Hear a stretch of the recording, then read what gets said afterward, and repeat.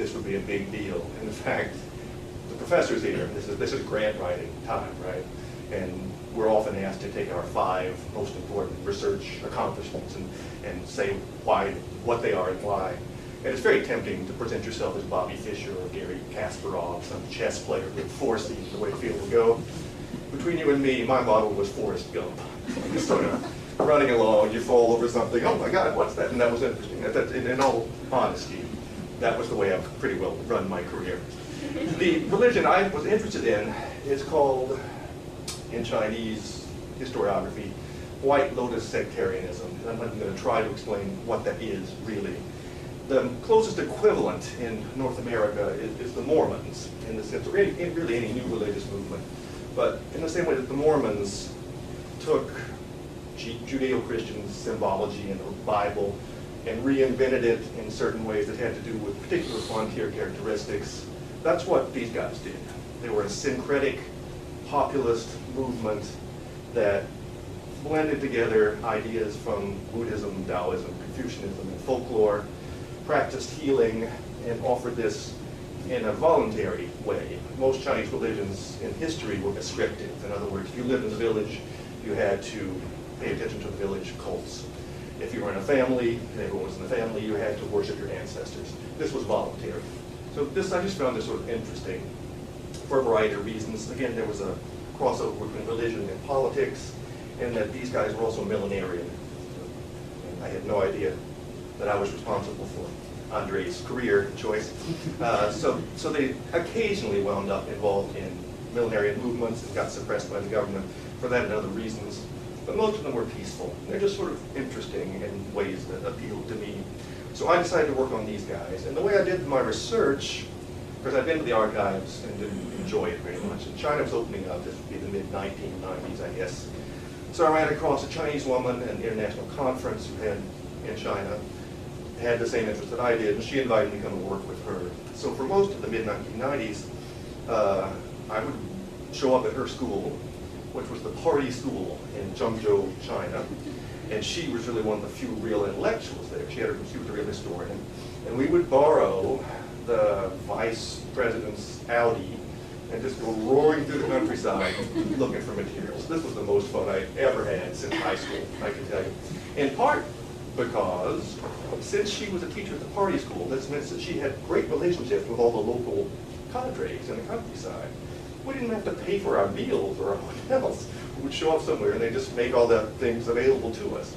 So we were looking for examples of this kind of religion which were coming back in China, and we found them. So I got materials, written materials. I got to see people enacting various sorts of rituals. I got to go places and witness the sort of things I had read about in historical cases on the ground in 20th century China, which was great fun. So I translated stuff and I wrote a bunch of articles, and that went on for about 10 years. Now, well, maybe not quite that long, but a good long time. The price you pay for that as an academic is that you're away from home every summer for several weeks. That's just what you got to do. Now, I had my first 2 boys were born in 1992 and 1994.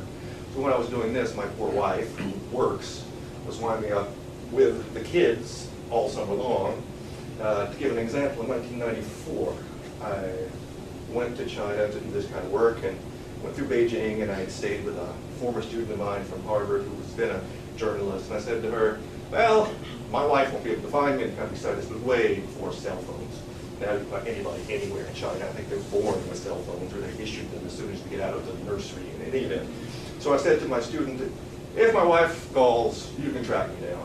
So I was down in the middle of nowhere in rural Hunan, and the student calls me and says, I hate to tell you this, but your wife has meningitis. Your pregnant wife has meningitis, and she's in the hospital in Montreal. Now, all that worked out well, but I still remember that day and remember thinking, what the hell are you doing here, David? So even while I was having a good time with my research, I started thinking maybe I could do a project which wouldn't make me go to China every summer, at least until the boys get a little bit older, and I get out of the doghouse where my wife had relegated me. So I started thinking about different topics, and what I came up with was the history of French sinology, which sounds like a total snooze. It's the history of how the French people studied China. The French scholars were the first to do it outside of Asia in a systematic way. They did it really well. These are people who worked from the latter part of the 19th century up to World War II. The intellectual roots of how we look at China are fascinating to me because I like that sort of stuff.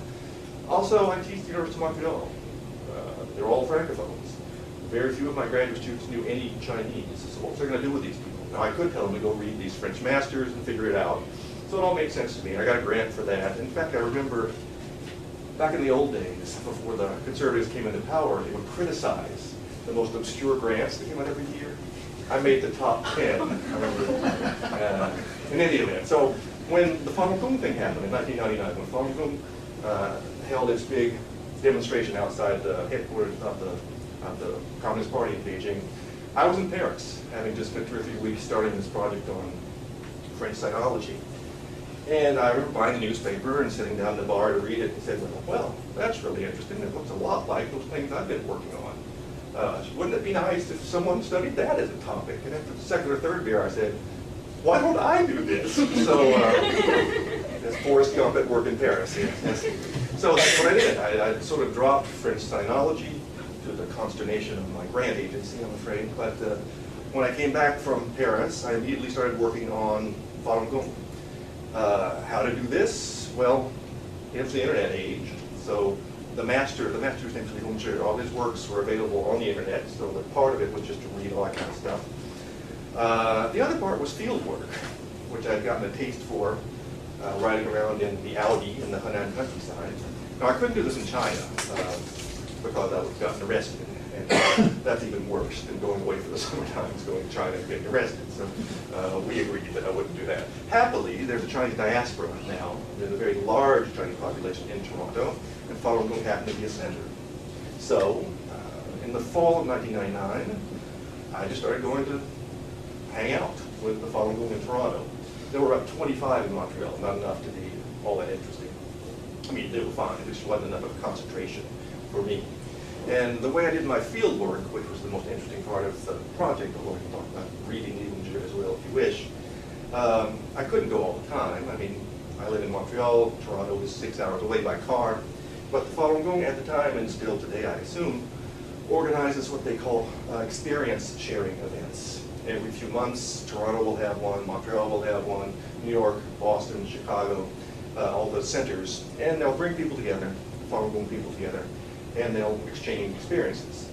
The experiences they exchange are often witness statements, so they're prepared beforehand, and they stand up and say what Falun Gong has done in their lives, and there are various other discussions that go on. So I quickly figured out this was the best concentrated sort of opportunity to do my work, so I started doing that. So I would go, and one thing I would do was circulate questionnaires, just to get some basic sociological knowledge about them. This required some doing. So if you're ever thinking about doing field work, it takes a lot of time. Field work just means intensive hanging out, as far as I can do. And anthropologists will have more rigorous language for that, but I never figured that. I just hung out. And if you hang out in the proper way, they come to appreciate you and then ignore you. So after going for a few times, I said, oh yeah, we know him. He means well. He's not here to torpedo us. Let's send these questionnaires around. So I could do that. So I got some basic knowledge about them. But that was important. It's in the appendix of my book. No one knew who these people were. I figured it out. So that was interesting. But far more fun was just listening to them. And here's another thing that I learned about field work anyway. The best thing to do is not intervene too much. What happens if you're the white guy in the room that speaks Chinese, and you raise your hand and ask a question in Chinese, they've completely forgotten everything that happened for the last hour and a half. They just all say, oh, look at that, his Chinese is really good.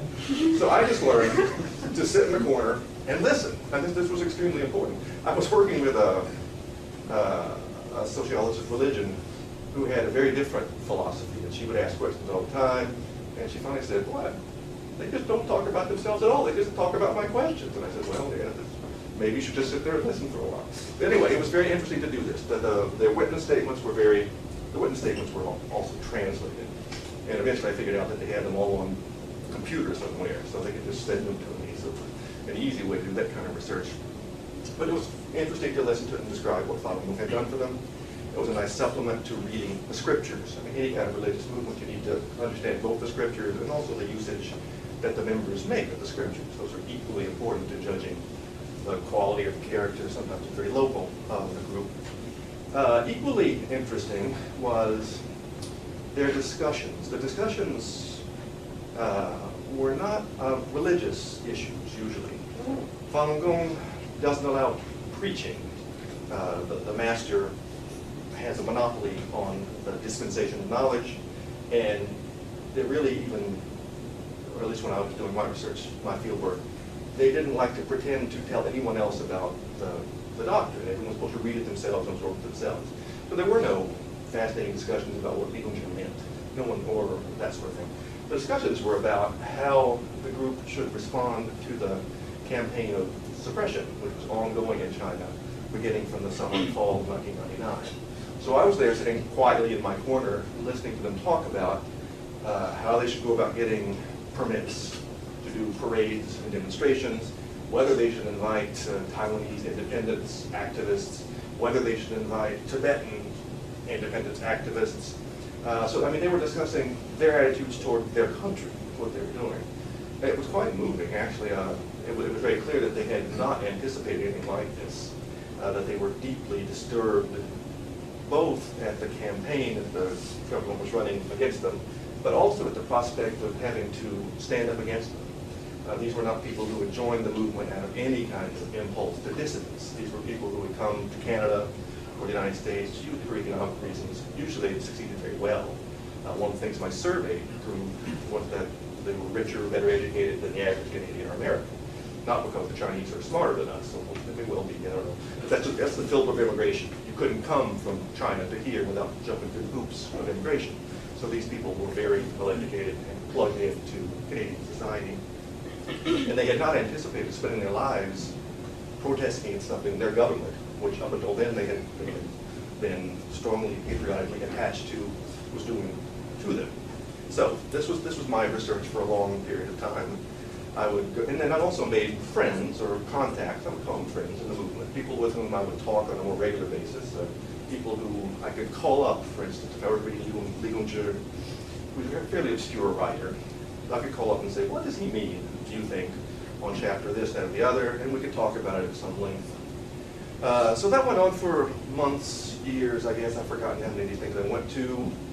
I started writing up my research reasonably quickly.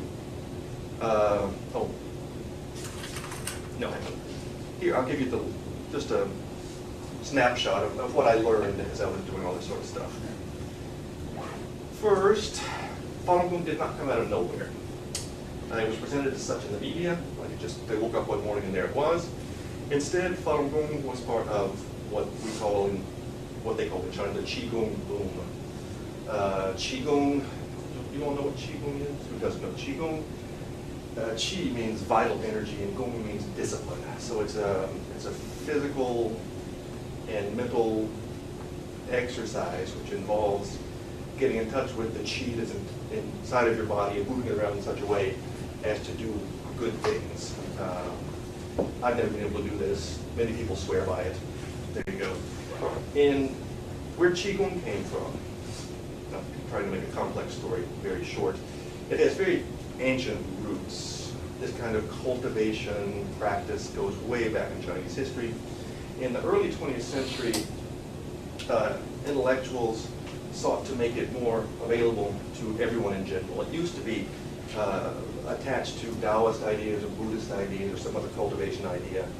And it was in the master's best interest to make these things sound really esoteric, because this was the master's business. He would get people to come to him, he would teach them Qigong practices. He would make his living this way, or some people would make their living this way. In the 20th century, the intellectuals in the 20s, 30s, and 40s started peeling away the esoteric language surrounding Qigong and just telling people how to do it in a more physical way.